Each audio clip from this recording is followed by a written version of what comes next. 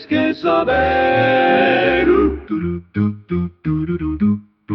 Hola, hoy nos metemos de lleno en la agricultura, que es, bueno, mucho más que solo la comida que tenemos en la mesa, ¿no? Hablamos de fibras, combustibles, materias primas. Es como la, la piedra angular de la civilización sedentaria. Permitió que surgieran ciudades, gracias a que sobraba comida. Y un dato curioso, resulta que no somos los únicos. Hay hormigas, termitas, que llevan millones de años cultivando hongos.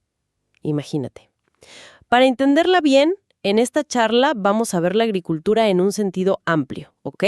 Cultivo de plantas, cría de animales, acuicultura, hasta silvicultura.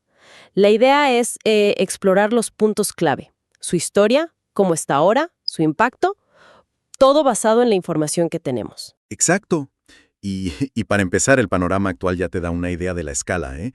Fíjate, la gran mayoría de las granjas del mundo son chiquitas, menos de 2 hectáreas, 5 de cada 6 más o menos. Pero ojo, apenas manejan el 12% de la tierra agrícola. Y en el otro extremo, el 1% de las granjas más grandes, las de más de 50 hectáreas, esas controlan más del 70% de la tierra agrícola mundial.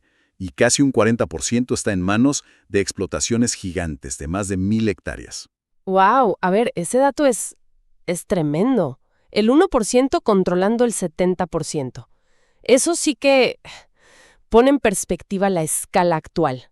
Surgiere un control enorme sobre cómo comemos todos, ¿no? En muy pocas manos. Para entender cómo llegamos a esto, quizá hay que mirar atrás, a los orígenes. Miles de años. Y no fue en un solo lugar, ¿verdad? Correcto, correcto. La agricultura nació, digamos, de forma independiente, en al menos 11 centros distintos por todo el mundo. A ver, hay pruebas de que se recolectaban granos silvestres hace más de 100.000 años, pero la siembra ya intencionada, eso parece ser de hace unos 11.500 años. Y casi al mismo tiempo, hace unos 10.000 años, por Mesopotamia, ya se estaban domesticando ovejas, cabras, cerdos, ganado. Claro, y cada región aportó lo suyo, ¿no? Cultivos clave, en Cercano Oriente, pues el trigo, la cebada. En China, el arroz, la soya. Y en las Américas, una revolución. El maíz, que viene del teosinte, un pasto con granitos minúsculos, la papa, los frijoles, la calabaza, el cacao, hasta el pavo. África nos dio el sorgo, Nueva Guinea la caña de azúcar, tubérculos. Y toda esta transformación, la famosa revolución neolítica, fue lo que permitió que la población creciera como nunca antes. Exactamente.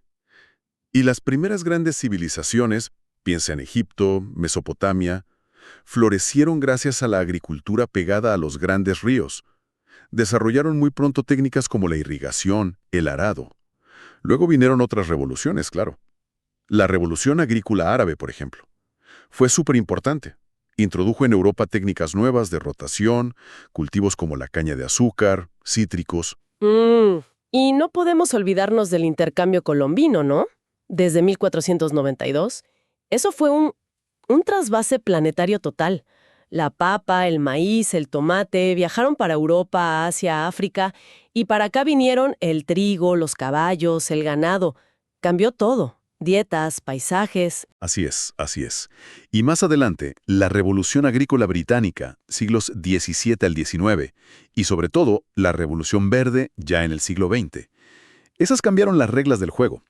Estamos hablando de mecanización a gran escala, fertilizantes sintéticos, gracias al proceso Haber-Bosch, que fue un antes y un después, para fijar nitrógeno, pesticidas, y una mejora genética brutal, selectiva, que disparó los rendimientos por las nubes.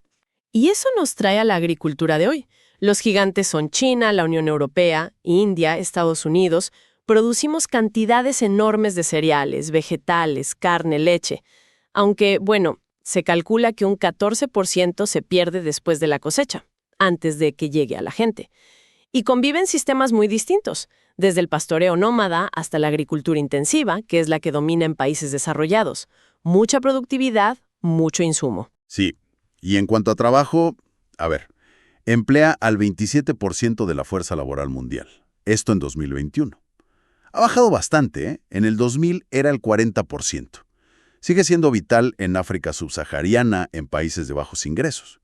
Y es importante decir que las mujeres tienen un papel, enorme, casi la mitad de la mano de obra en algunas zonas, y también la dependencia de trabajadores migrantes en muchas economías desarrolladas. Y la tecnología, bueno, avanza a una velocidad increíble. Mejora genética constante, biotecnología con los OGM, los organismos modificados genéticamente, que se usan un montón, aunque hay restricciones, ¿no? En Europa, por ejemplo. Y cada vez más automatización. Tractores que van solos, robots, drones que vigilan los campos, hasta inteligencia artificial para tomar mejores decisiones. Los impactos. Toda esta productividad tiene un coste, y es alto. La agricultura es responsable de entre un 13% y un 21% de las emisiones globales de gases de efecto invernadero, sobre todo metano, por el ganado, y óxido nitroso, por los fertilizantes. Una quinta parte. Casi una quinta parte del problema climático viene de cómo producimos comida. Es muchísimo. Exacto. Y consume el 70% del agua dulce que usamos en el planeta. 70%. Está agotando acuíferos que son vitales. Además, causa degradación del suelo, erosión, salinización. Y es un motor principal de deforestación. Piensa en la ganadería en el Amazonas. Y súmale la contaminación por pesticidas, la escorrentía de nutrientes que va a los ríos y mares y causa eutrofización, esas zonas muertas por exceso de algas. Ese impacto a distancia es tremendo. Lo que usas en un campo termina afectando ecosistemas a kilómetros. Precisamente. Y la pérdida de biodiversidad, claro. Y ahora también se habla mucho de la contaminación por los plásticos que se usan en agricultura para cubrir suelos y demás. Y en lo social, bueno, la seguridad laboral, que es un sector peligroso, la resistencia a los antibióticos por cómo se usan en ganadería, el bienestar animal, que es un debate creciente, y la paradoja, ¿no? Producimos más comida que nunca, pero el hambre sigue ahí en muchas partes. Frente a todo esto, están surgiendo alternativas, ¿no? Se oye hablar de... Sí, hay un movimiento fuerte hacia prácticas más sostenibles. La agricultura orgánica, la regenerativa, la de conservación, agricultura de precisión con tecnología. Se busca un equilibrio entre producir lo necesario y, bueno, no cargarnos el planeta en el intento. Pero el desafío es enorme. En resumen, hemos hecho un viaje largo, desde orígenes súper diversos, pasando por revoluciones técnicas, hasta llegar a este sistema globalizado e industrializado. Nos da una capacidad de producir increíble, ¿sí? Pero la factura ambiental y social es muy alta. Recordemos esa cifra. 70% del agua dulce mundial, la forma en que cultivamos y criamos define, y mucho, nuestra relación actual con el planeta. Entonces, ¿qué significa todo esto para lo que viene? La agricultura nos sostuvo milenios, pero este modelo actual parece que está chocando con los límites. Tenemos que alimentar a más gente, con un clima que cambia, con menos recursos. La pregunta que queda flotando es, ¿cómo será la próxima gran transformación agrícola?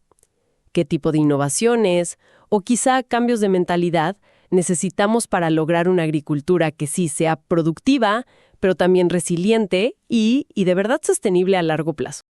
Todo lo que tienes que saber.